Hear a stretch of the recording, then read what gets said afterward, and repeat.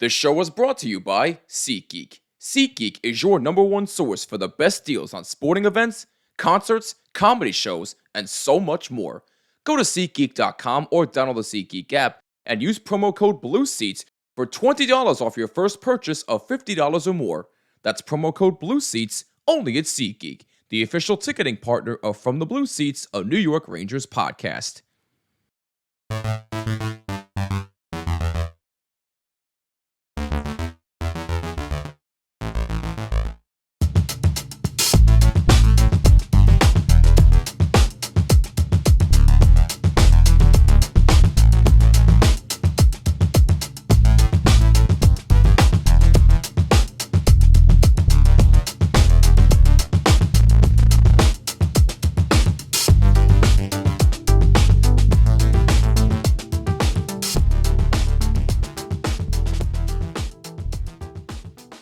DraftKings Sportsbook, an official sports betting partner of the NHL, is built for the fastest game on ice. With player props and live betting, every shift, every shot, every save gives you options to get in on the game with DraftKings Sportsbook. And new customers bet just $5, and if your bet wins, you'll get $300 in bonus bets instantly. All you have to do is download the DraftKings Sportsbook app and use our code THPN. That's code THPN to turn $5 into $300 in bonus bets if your bet wins. In partnership with DraftKings, the crown is yours. Gambling problem? Call 1-800-GAMBLER. In New York, call 877-8-HOPENY or text HOPENY at 467-369. In Connecticut, call 888-789-7777 or visit ccpg.org. On behalf of Boo Hill Casino in Kansas, wager tax pass-through may apply in Illinois. 21 plus in most states. Void in Ontario. Restrictions apply. Bet must win to receive bonus bets which expire in 7 days. Minimum odds required. For additional terms and responsible gaming resources, see dkng.co/audio. Limited time offer. Copyright 2026 NHL. All rights reserved. They're finally starting to look like a hockey team, but it's too little too late. What's going on, Rangers fans? Welcome to yet another edition of From the Blue Seats, a New York Rangers podcast presented by SeatGeek. I'm Jimmy Fanizzi. I hope you're having a wonderful day. Follow us on X and Instagram at BlueSeats94 and use the hashtag BlueSeats to chat with us on any and all topics at hand. Send us fan mail as well from theblueseats@gmail.com. That's from theblueseats@gmail.com. Also, make sure you like and subscribe on YouTube and subscribe on all audio platforms. And be sure to rate us 5 stars. It would mean the world to us. And yes, I know, once again, where the heck have I been? The inconsistency has been a common theme throughout pretty much this entire season, and I feel really bad about it, and I sincerely apologize. It's just the fact that this year and the latter half of 2025 have really pushed me to my limits more as a human being than any other year has, and I've just been so busy with work and life stuff more than I've ever been, and I have not had the time to be as consistent as I would like with this show, but that will all start to change very, very soon, especially with the offseason coming up. I've got big plans coming up for the offseason. A couple of different things that I've never done on the show before. But I will say this. I recently did get a promotion at my job outside of this.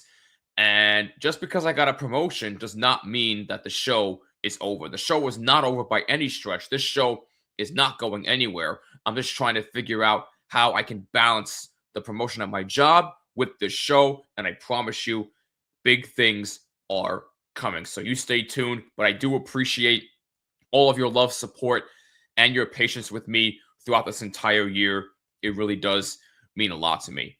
But with that being said, before we officially get into today's topic, which is my combined monthly review for February and March, because if you noticed, there was no monthly review for February because of A, the Olympics, and B, the Rangers only had 3 games total in February. They were all at home, and they went 0-1-2 in the month of February. So what I've decided to do is combine both months in one review for this episode. So we're going to do that. But before we even get into that, can we talk briefly about what we saw in their last game against the New Jersey Devils on March 31st, in which the Rangers won, by the way, 4-1, so they avoid the season sweep from New Jersey, which is great.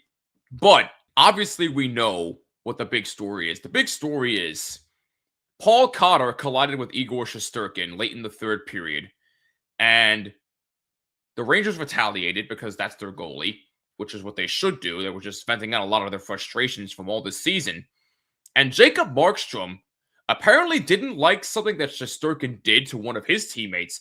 And Markstrom skates all the way down the other end of the ice and challenges Shesterkin to a fight. That was epic.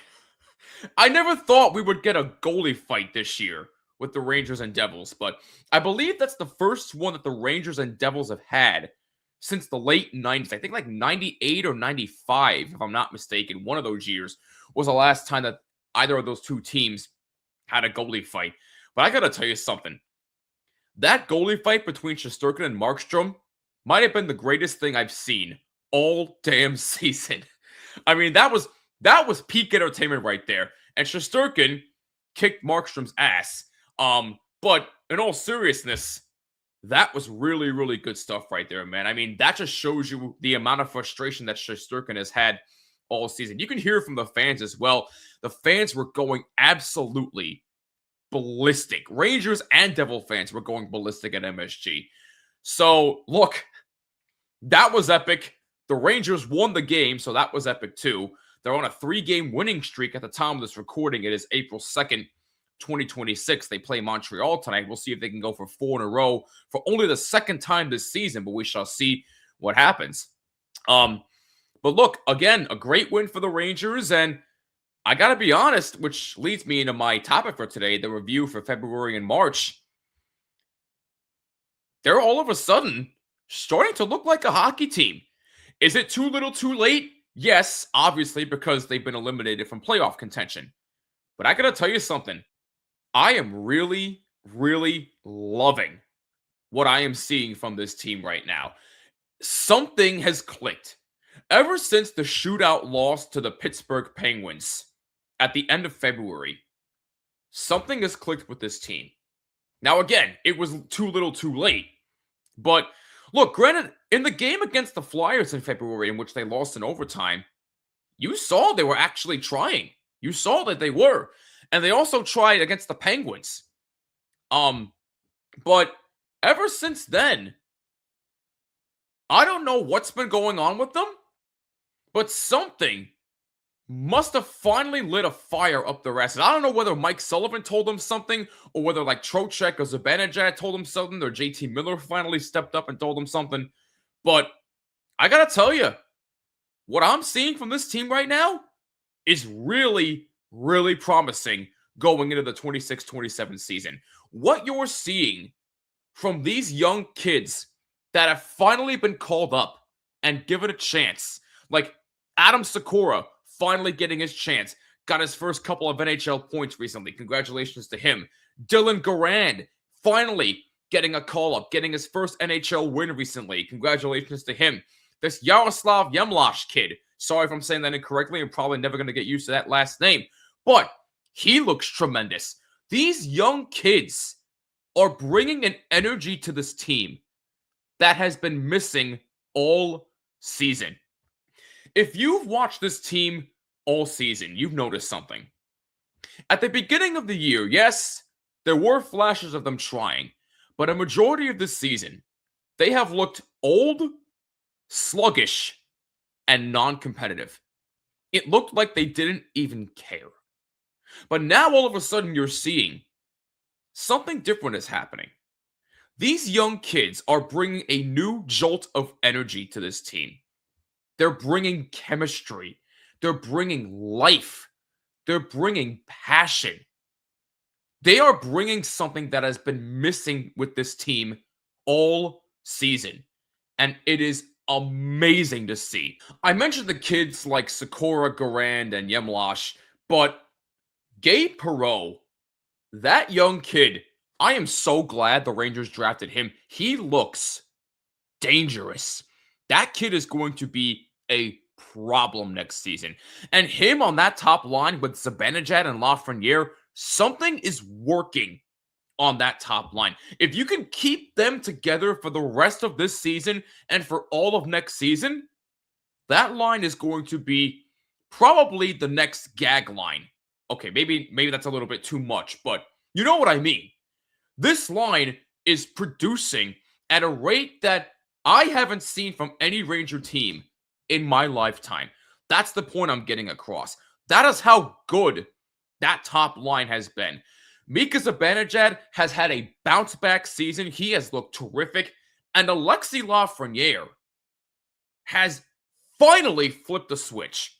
Now, is it weird for me to say that ever since Panarin got traded, Alexis Lafreniere has played better without him? Is that weird to say? Because that's what I'm seeing right now. He is on a major heater right now. That is the Alexis Lafreniere that I think Ranger fans have been waiting to see. The consistency just has to be there with him. If he goes into next season playing like this, I think all the worries about Alexis Lafreniere are going to stop temporarily. Because we need to see it consistently. We need to see it next year. We need to see it the year after that, and so forth. But I think those worries are going to be temporarily stopped if he keeps up this pace next season. Because the way that he is playing with Zibby and Perreault on that line, you need to keep him there. Because something is working. Don't mess that up. Now, before I continue with how good this team looks, let's look at their schedule for what happened in the month of March. So they started out with an overtime loss to the Columbus Blue Jackets at home, which was honestly a tough one to see. But Columbus, that team is on the rise, man. That Columbus team is going to be a problem if they can somehow sneak into the playoffs this year, which I think they're going to. They then go on to win against the Toronto Maple Leafs at home 6-2. And by the way, I've never seen a Leafs team in more dismay than I have than this year's team. I mean, that team, oof. I feel bad for them in a way, but Austin Matthews is done for the year. I mean, there's really nothing more you can do about that. But they beat Toronto 6-2. Then they go into New Jersey and lose 6-3. Then they go into Philadelphia and beat them 6-2. Then they go back home against Calgary in a back-to-back. They beat Calgary 4-0. Then they go into Winnipeg against the very disappointing Winnipeg Jets, and they beat them 6-3. Then they go into Minnesota and quite possibly one of their best wins this season, because that Minnesota team is a bona fide Stanley Cup contender. They are a damn good team. And they went in there and they beat them 4-2. That's a quality win, one of the best wins I've seen this year from the Rangers. They then followed that up with a 4-1 loss at home to Panarin and the LA Kings. Although, surprisingly, I was expecting a goal from Panarin in that game, but he didn't get it. He got a point, but he didn't score against them, which is kind of strange. But anyway, I digress. They then play New Jersey at home, and then they lose to them 6-3. And then they go into Columbus, and they lose once again 6-3. So back-to-back 6-3 loss. You're thinking, oh, here we go again. The same thing over and over again. Then they're back home for Winnipeg, and they lose in overtime 3-2. Then they lose 2-1 to Ottawa at home. Then they lose to Toronto 4-3 in Toronto. Then you're thinking again, oh, here we go again. Same old tactics. But then they end the month of March on a high note. Currently on a 3-game winning streak because they beat Chicago at home 6-1. They beat the defending Stanley Cup champion Panthers, who, by the way, are not making the playoffs this year, so there's no 3-peat for them. They beat the Panthers 3-1. And then I mentioned before they beat the Devils to avoid the season sweep. They beat them 4-1. So they ended the month of March on a high note. And now they go into April. At the time of this recording, like I said, today is April 2nd at the time this is coming out. They play Montreal tonight at home. And then they play Detroit at home. Then they play Washington in a back-to-back. And then their last home game of the season is against the Buffalo Sabres, who, by the way, are going to break their 15-year playoff drought, which is amazing. Just what a story. With essentially the same damn team, minus the owner or the GM. That Buffalo team, I don't know what got into them, but they reached 100 points for the first time since 2009. You really cannot make this up. Shout out to the Buffalo Sabres. If the Bills can't get anything done with Josh Allen, the Sabres definitely will. I think they're going to make a lot of noise. I think they'll at least make the conference semifinals this year. That's how good they have been this year. So shout out to the city of Buffalo, the Sabres. They have been tremendous to watch this year. A lot of fun. So that's going to be a tough matchup for them at home. That's their last home game of the year on April 8th. And then they finish up with 3 more games on the road. They're in Dallas on April 11th. They're in Florida on the 13th, which is my birthday. And then they finish up the season in Tampa Bay on April 15th. So really not an easy schedule to finish up on if you are the New York Rangers. But you are playing at a very high level right now. And considering the fact that you won a combined 8, 7, and 4 for the months of February and March, I think there is a lot of optimism going into this month of April to finish up the season. Now, are there still a bunch of things to work on with this team? 1,000% yes. 1,000%. But they have been scoring in bunches lately, which they have not been able to do for pretty much all this year consistently. They have not been able to score in bunches the way that we have been used to seeing. But, like I said, these young kids that have been called up, Perreault, they just signed Drew Fortescue to an entry-level contract. He looks great. Ty Cartier, who they picked up off the scrap heap in Seattle, he has been a huge X factor on this team. Matthew Robertson's been great. Dylan Garand has looked really good in a couple of games. Will Borgen's looked decent. Connor Sheary has looked good? Where did that come from all of a sudden? I mean, Connor Sheary all of a sudden on a goal-scoring streak? Where the hell has that been? But no, look, all seriousness, I really love a good comeback story. I'm really rooting for Connor Sheary. I don't know if he's going to be on the team next year. I really don't. But I'm really rooting for this guy. I don't care if he's married to Mike Sullivan's niece. I really don't care about all of that. I'm really rooting for this guy. I really hope he has this continued success. No matter what team he's on, whether he stays here or whether he goes during the offseason, I'm really rooting for this guy to have major success throughout the rest of his career. Sikora has looked great. Noah Laba, I know he's been kind of on and off recently, but I still have hope for this kid. Adam Fox, look, I know there's doubts about Adam Fox's future with the Rangers, but with the way this team's playing right now, with the chemistry that they have developed with these young kids, I don't think Adam Fox is going anywhere. And the value that he has on that team, I think, is underestimated, especially when he plays with Gavrikov. Well, by the way, Gavrikov has been worth every penny of that contract, by the way. But the value of Adam Fox is severely underestimated. Adam Fox is such an important piece to that Ranger team, so I do not expect him to go anywhere. Gabe Perreault, like I said, looks absolutely dangerous. Lafreniere's looked a lot better. Trocheck's looked good. I don't know if he's going to stay around, but if he does, he can be a part of the solution. Zibanejad has had a bounce-back year.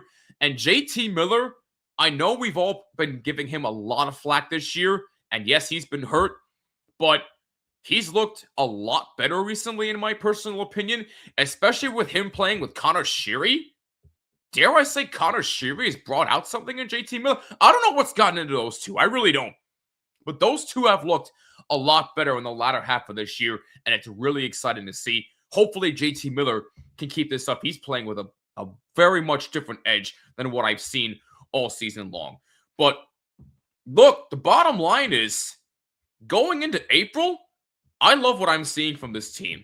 And the fact that they ended March on such a high note, on a 3-game winning streak, is very, very promising to me. Now, again, there are still a bunch of things to work on. They still need to work on their defense. They still need to work on generating traffic in front of the net, all that other stuff. But offensively, what I'm seeing right now, I love it. They're actually giving their goaltenders offensive support so that they can go out there and do what they need to do. Shesterkin's going to finish over 500 this year. We know that.